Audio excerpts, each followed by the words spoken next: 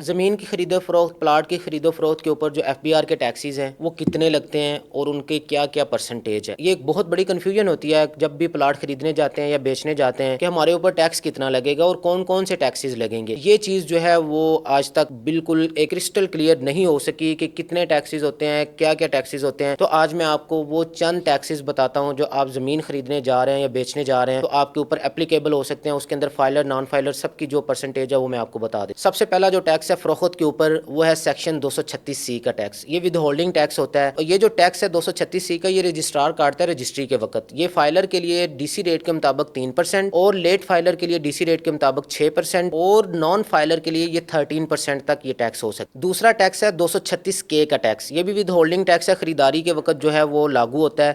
Filer है उसके ऊपर ये 4% लगेगा। 50 लाख रुपए से ज़्यादा की जो अमाउंट का प्लॉट या ज़मीन होगी उसके ऊपर 4% लगेगा। नॉन फाइलर के ऊपर ये 12% लगेगा और ये खरीदार पे करता है खरीदारी के वक्त। तीसरा टैक्स है capital gain tax. Capital gain tax हमेशा बेचने वाला पे करता है। कैपिटल गेन टैक्स का फार्मूला बड़ा सिंपल है। फार्मूला ये है जी कि अगर आपने कोई प्रॉपर्टी खरीदी है और अगर आपने 5 साल तक होल्ड की है वो प्रॉपर्टी तो उसके बाद आपका उसके ऊपर कैपिटल गेन टैक्स नहीं लगता। अगर आप 5 साल से पहले उस प्रॉपर्टी को बेच देते हैं तो आपको सिंपली उसके ऊपर 15% का कैपिटल गेन टैक्स लग। सबसे अहम बात यह है कि एफबीआर जो होता है वो आपकी डीसी रेट के ऊपर और एक्चुअल वैल्यू दोनों के ऊपर आपकी टैक्स रिटर्न के अंदर आपकी प्रॉपर्टी की वैल्यू देखता है।